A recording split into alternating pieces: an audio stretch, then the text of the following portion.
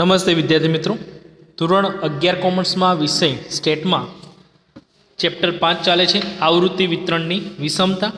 આજે આપણે જોવાનું કે ઉદાહરણ નંબર 6, છેલ્લે આપણે ઉદાહરણ નંબર 5 જોઈ ગયા અને 4 છે ને એના પ્રમાણે સ્વાધ્યાયમાં તમને દાખલો આપી દઉં. અહીંયા થોડું અલગ ઉદાહરણ છે. કાલ પિયર્સનની રીત જ છે અહીંયા વિષમતા અને વિષમતાંક શોધવાનું છે, પણ અહીંયા આપણને ખાનામાં જે આપેલું છે સતત અને અસતત આપેલું છે આવૃત્તિ વિતરણ, જે અહીંયા આપેલું છે આપણને, બરાબર. આ 0, 3, 5 અને 8 એને અસતત કહેવાય, અને સતત એટલે તમને વર્ગ પાછળ આપેલા છે. આવૃત્તિ તો આપેલી જ છે આપણને, એ તો બરાબર છે. એટલે મિશ્ર પ્રકારનું જો અહીં લખેલું છે અસતત અને સતત પ્રકારનું હોય તો આપણે ફરજિયાત રીતે તમારે મધ્ય શોધવાનો થાય. બહુલકની એ કોઈ ગણતરી થાય નહીં, યાદ રાખજો. એક્સ બાર ને એસ તો આપણે ગણતરીમાં લેવાના છે, બરાબર છે, એ તો બધા એમ દાખલામાં આવશે. પણ તમારે એમ શોધવાનો, મધ્ય શોધવાનો કે બહુલક, તો અહીંયા ઉપર આપણને ખબર પડે કે બહુલકની ગણતરી થાય કે મધ્યસની. એટલે જ્યારે અસતત અને સતત વર્ગવાળું હોય રકમ ઉપરની ખાનાની અને સંખ્યામાં હોય કે તમને, તો તમારે મધ્યસની જ ગણતરી કરવાની. હવે એ પ્રમાણે અહીંયા રકમ અહીં લખી નાખી છે, આપણે જોઈએ છીએ.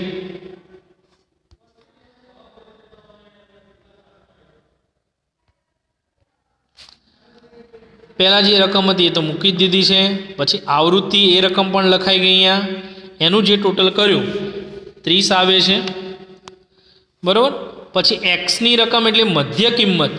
તો હવે તમારે શરૂઆતમાં જે પહેલા ખાનામાં 0, 3, 5, 8 છે તો એમનામ લખી જ નાખવાના છે, બરાબર. આ લખી નાખ્યા, બરાબર. પણ જે વર્ગ હોય એને તમારે સરવાળો કરીને ભાગ્યા 2 કરવાના. 10 ને 20 કેટલા થાય? ટોટલ 30. 30 ભાગ્યા 2 એટલે કેટલા આવશે? 15 આવશે. 20 અને 30 કેટલા થાય? 50. 50 ને 2 વડે ભાગે એટલે કેટલા આવે? 25. પછી 30 અને 40 ટોટલ કેટલો આવે? 70. 70 ના 2 વડે ભાગે એટલે કેટલા આવશે? 35. બરાબર. તો મધ્ય કિંમત આપણે શોધી નાખી છે. હવે ડીની ગણતરી, તો એમાં એક્સ માઇનસ એ છેદમાં સી નહીં આવે, કેમ કે કંઈ વર્ગ લંબાઈ કે એક્સની વચ્ચે કંઈ સરખું અંતર છે નહીં. એ બરાબર આપણે એક્સમાંથી ધારી લઈએ છીએ, 15 ધાર્યા છે, બરાબર, લખેલા જ છે. તો શરૂઆતથી જોઈએ, હવે એક્સમાંથી તમારે 15 દર વખતે બાદ કરવાના. 0 - 15 એટલે -15, 3 - 15 એટલે -12 આવશે, 5 - 15 એટલે -10 આવે છે, 8 - 15 એટલે -7 આવશે. પછી 15માંથી 15 જાય તો 0, 25માંથી 15 જાય તો 10, અને 35માંથી 15 જાય તો 20 આવશે. હવે તમારે એફ અને ડીનો જે ખાનું છે એનો ગુણાકાર કરવાનો. બીજું ખાનું અને આપણે જે આ ડીની રકમ શોધી છે આપણે, તો 3 અને -15 એટલે 45 થયા માઇનસ, બરાબર, નિશાની માઇનસની આવશે.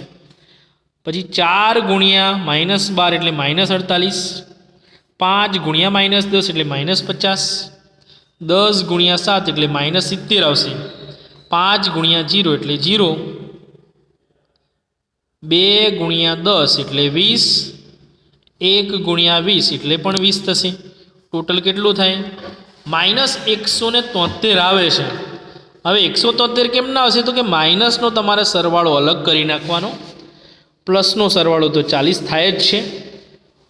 તો એમાંથી તમારે 40 બાદ કરી દેવાના, એટલે આપણો સરવાળો કેટલો હશે? -213 હશે.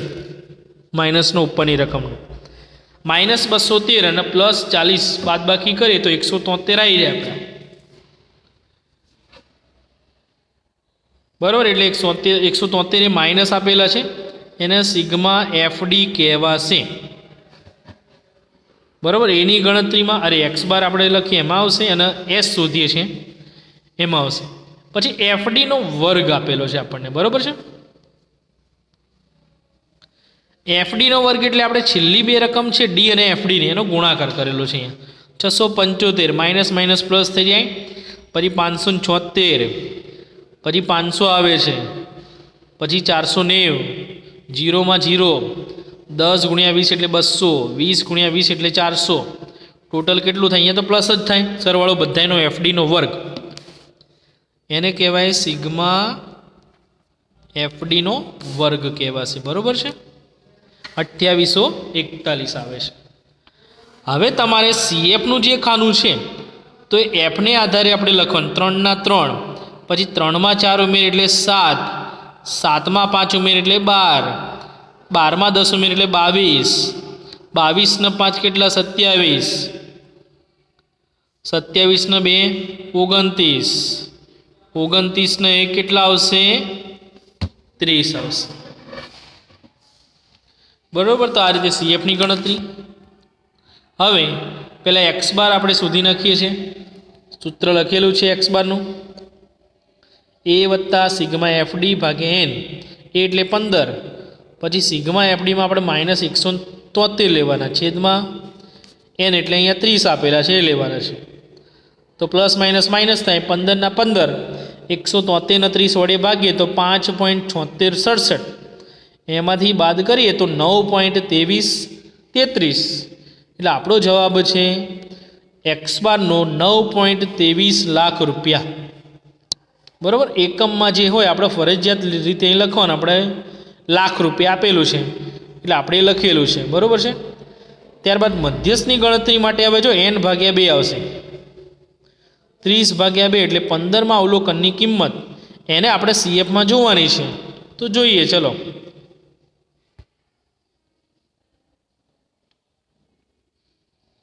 બરાબર. 15 હવે 22માં આવશે અહીંયા. બરાબર. 30 ભાગ્યા 2 કરે એટલે 15 આવ્યા. તો F એટલે સીધો જવાબ આપણો અહીંયા આવી જશે, 8 છે. બરાબર. નહીં તો જો તમારે 27 આવે કદાચ તો આપણે વર્ગની રીતે Lની રીતે દાખલો ગણવાનો થાય. તો જોઈ લેજો, સીધી રકમ અહીંયા આપી દીધી છે.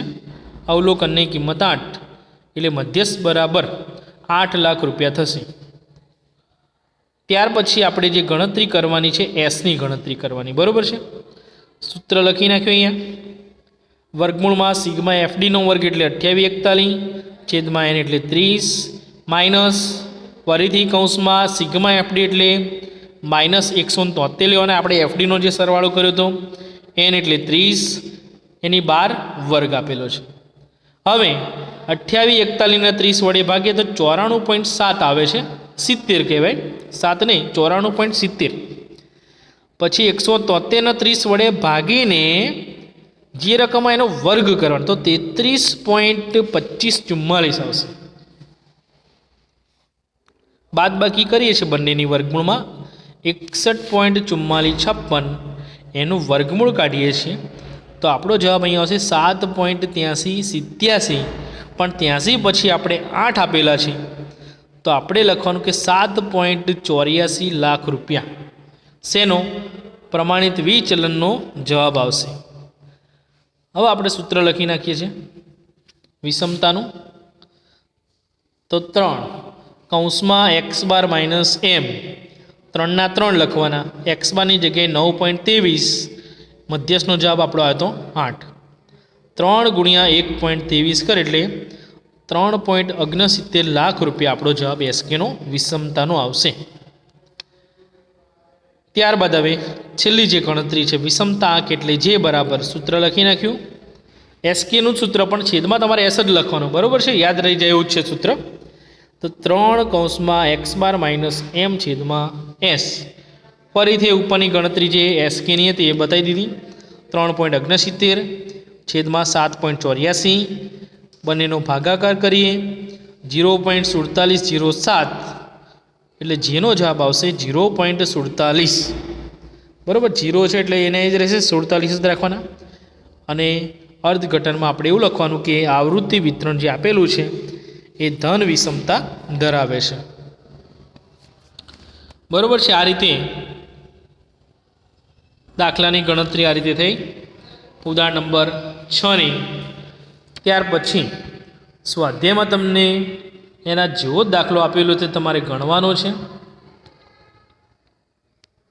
બરાબર, 5મો જે દાખલો છે તમારે એ પ્રમાણે ગણી લાવવાનો છે. હોમવર્કમાં ઉદાહરણ 6 પ્રમાણે. બરાબર છે, 7, 9, 10 અહીંયા તમને વર્ગ આવશે મધ્યસ્થમાં, એટલે તમારે એલની રીતે દાખલો ગણવો પડશે. અહીંયા એલવાળું સૂત્ર લઈને. બરાબર, મધ્યસ્થનું L વત્તા N ભાગ્યા 2 માઇનસ CF અપોન F ગુણ્યા C.